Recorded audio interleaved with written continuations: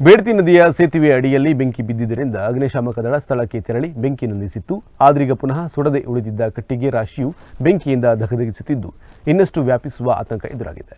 ಯಲ್ಲಾಪುರ ತಾಲೂಕಿನ ಬೇಡ್ತಿ ನದಿಯ ಸೇತುವೆಯ ಅಡಿಯಲ್ಲಿ ಪ್ರವಾಹದಲ್ಲಿ ತೇಲಿ ಬಂದಿದ್ದ ಅಪಾರ ಪ್ರಮಾಣದ ಒಣ ಕಟ್ಟಿಗೆ ರಾಶಿಗೆ ಗುರುವಾರ ತಡರಾತ್ರಿ ಬೆಂಕಿ ಬಿದ್ದಿತ್ತು. ಅಂದು ರಾತ್ರಿ ಅಗ್ನಿಶಾಮಕ ದಳದವರು ಸ್ಥಳಕ್ಕೆ ತೆರಳಿ ಬೆಂಕಿ ನಂದಿಸಿದ್ದರು. ಆದ್ರೀಗ ಮತ್ತೆ ಅದೇ ಸ್ಥಳದಲ್ಲಿ ಬೆಂಕಿ ಹೊತ್ತಿ ಉರಿಯುತ್ತಿದೆ.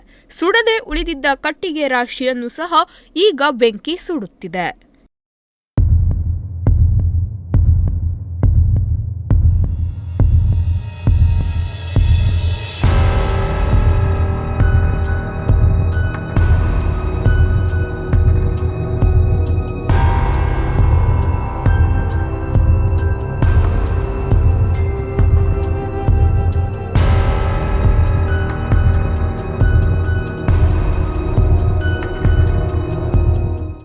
ಮೂರು ದಿನ ಕಳೆದರೂ ಇನ್ನೂ ಬೆಂಕಿ ಆರಿಲ್ಲ.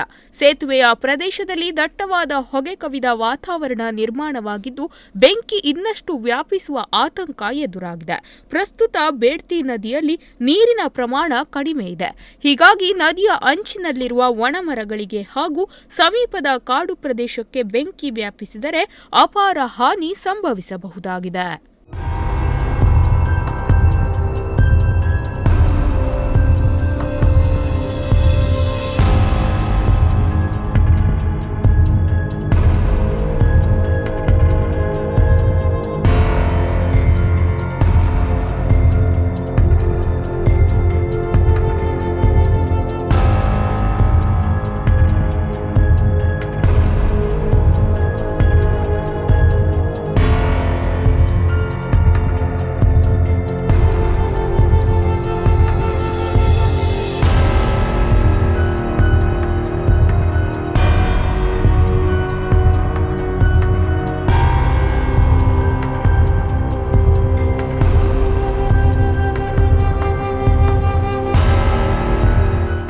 ನಿರಂತರವಾಗಿ ಉರಿಯುತ್ತಿರುವ ಬೆಂಕಿಯ ಶಾಖದಿಂದ ಸೇತುವೆಗೂ ಹಾನಿಯಾಗಬಹುದು.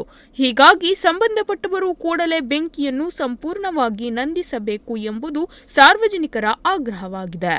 GN Bhat, Tattigadde, Nudisiri news, Yellapur.